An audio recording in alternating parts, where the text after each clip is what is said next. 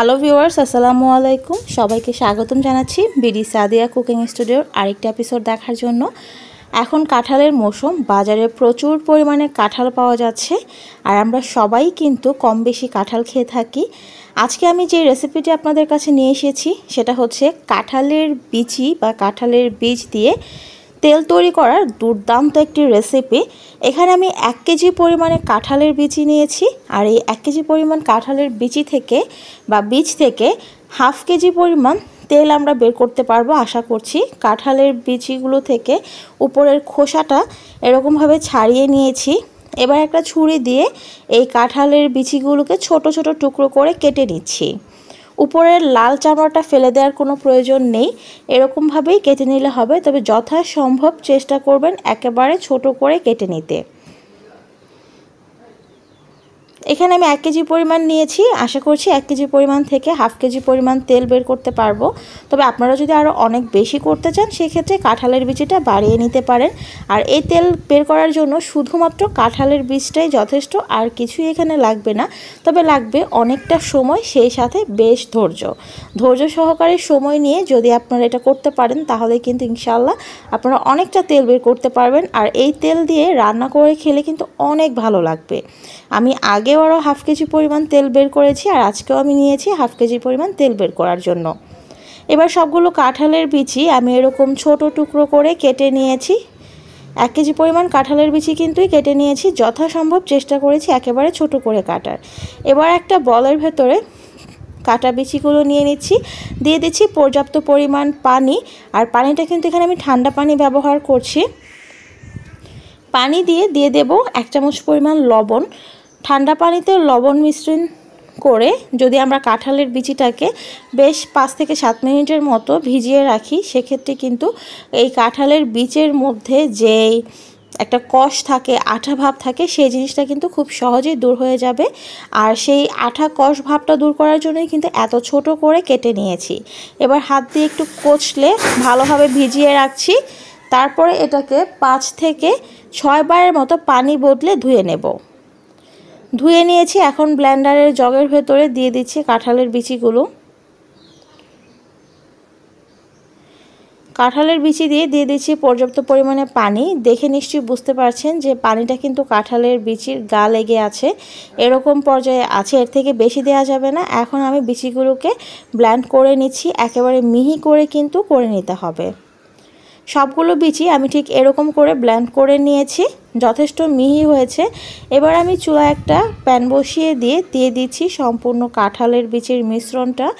আর চুলার আঁচটা কিন্তু এই পর্যায়ে একেবারেই কমানো আছে, একদম লো হিট রেখেছি।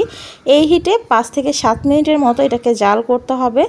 আর এই তেলটা তৈরিতে সম্পূর্ণ সময় অনবরত নেড়ে চেড়ে যেতে হবে, কোনো অবস্থাতেই কিন্তু নাড়াচাড়া বন্ধ করে দেওয়া যাবে না। 7 মিনিট পর ঠিক এরকম অবস্থায় এসেছে কাঁঠালের বীজগুলো, এখন নাড়তে হবে। আর চুলার আঁচটা কিন্তু এখন আমি মিডিয়াম করে দিয়েছি। মিডিয়াম আছে অনবরত নেড়ে যেতে হবে, লক্ষ্য রাখতে হবে যেন তলায় লেগে না যায়। আরও 10 মিনিট পর ঠিক এরকম হয়েছে, দেখে নিশ্চয়ই বুঝতে পারছেন একটু একটু করে কিন্তু তেল বের হতে শুরু করেছে। আর এরকমভাবেই নেড়ে যেতে হবে। চুলার আঁচটা কিন্তু এখনও মিডিয়াম আছে, মিডিয়াম আছেই অনবরত নাড়তে হবে, কোনো অবস্থাতেই নাড়া থামিয়ে দেওয়া যাবে না। আরও 10 মিনিট পর অনেকটা কিন্তু কাঁঠালের বীজ পুড়ে এসেছে, মানে ভাজা ভাজা হয়ে গেছে আর বেশ অনেকটা কিন্তু তেল বের হয়েছে। এই অবস্থায়ও নাড়তে হবে। আর চুলার আঁচটা কিন্তু এখনও মিডিয়াম রেখেছি, মানে প্রথম দিকে চুলার আঁচটা একেবারে কমিয়ে রাখতে হবে, তারপরে আমরা মিডিয়াম আছে এই কাজটা করে যাব। আরও 10 মিনিট পর একেবারেই কিন্তু ভাজা ভাজা হয়ে গেছে আর বেশ অনেকটা তেল বের হয়েছে। এর থেকে আর বেশিক্ষণ এটা চুলায় রাখার দরকার নেই। এবার আমরা এটা নামিয়ে নেব। আর এখান থেকে কিন্তু খুব সুন্দর একটা স্মেল আসছে, ঠিক যেরকমটা বাদাম ভাজার পর আসে ঠিক অনেকটা স্মেল সেরকম। এবার আমরা এটা নামিয়ে ঠান্ডা করে নিচ্ছি। ঠান্ডা করে এবার ছাঁকনি দিয়ে ছেঁকে আমরা কাঁঠালের বীজ থেকে তেলটা আলাদা করে নিচ্ছি। তেলটা আলাদা করে নিয়ে একটু সময় নিয়ে কাজটা করতে হবে। আর সম্পূর্ণ বীজগুলো কিন্তু পুড়ে গেছে, আর এরকম একটু বেশি ভাজা ভাজা করলে কিন্তু স্মেলটাও অনেকটা স্ট্রং আসবে, তো সেক্ষেত্রে খেতেও কিন্তু বেশ ভালো লাগবে। এত কষ্ট করে তৈয়ারকৃত তেল এক ফোঁটাও ফেলা যাবে না, সেজন্য এরকম করে একটু ধৈর্য ধরে সম্পূর্ণ তেলটাই কিন্তু এখান থেকে বের করে নিতে হবে। তৈরি হয়ে গেছে, খুবই সহজে কিন্তু তৈরি করে ফেললাম শুধুমাত্র কাঁঠালের বীজ দিয়ে। আপনারা চাইলে কিন্তু এটা অবশ্যই বাসায় তৈরি করতে পারেন। আর এটা দিয়ে কিন্তু সব ধরনের ভাজা তরকারি সব কিছুই খেতে পারবেন, খেতে বেশ ভালোও লাগে। আমি আগেও একবার করে খেয়েছি, অনেক ভালো লেগেছে। আর এখানে কিন্তু প্রায় আমি হাফ কেজির মতো তেল বের করেছি। আপনারা এটা দেখে বুঝতে পারছেন কি না আমি জানি না, তবে আপনারা চাইলে কিন্তু একসাথে অনেকটা নিয়ে একটু বেশি করে নিতে পারেন। আর এত সুন্দর একটা ভিডিও রেসিপি আপনারা চাইলে কিন্তু ফ্রেন্ড অ্যান্ড ফ্যামিলির সাথে শেয়ার করতে পারেন। এতে করে সবাই কিন্তু এটা জানতে পারবে আর নিজেরাও এটা ঘরে তৈরি করে নিতে পারবে। এটা দিয়ে কিন্তু যে কোনো খাবার আপনারা খেতে পারবেন। ভাববেন না যে এটার গন্ধ কীরকম হয়, খেতে ভালো লাগে কিনা। আমি নিজে খেয়েছি তাই আমি জানি এটার গন্ধ খুবই সুন্দর। আর সব কিছু যেরকম ভাজাভুজি তেল যে জিনিসগুলো আমরা ব্যবহার করি সব কিছুতেই কিন্তু আমরা এটা ব্যবহার করতে পারবো, আর খেতেও বেশ ভালো লাগে, একদমই খারাপ লাগে না। আপনারা এটা যদি বাসায় তৈরি করেন তাহলে কিন্তু আমাকে কমেন্ট বক্সে জানাবেন যে তৈরি করার পর আপনাদের কেমন লেগেছে এটা খেতে।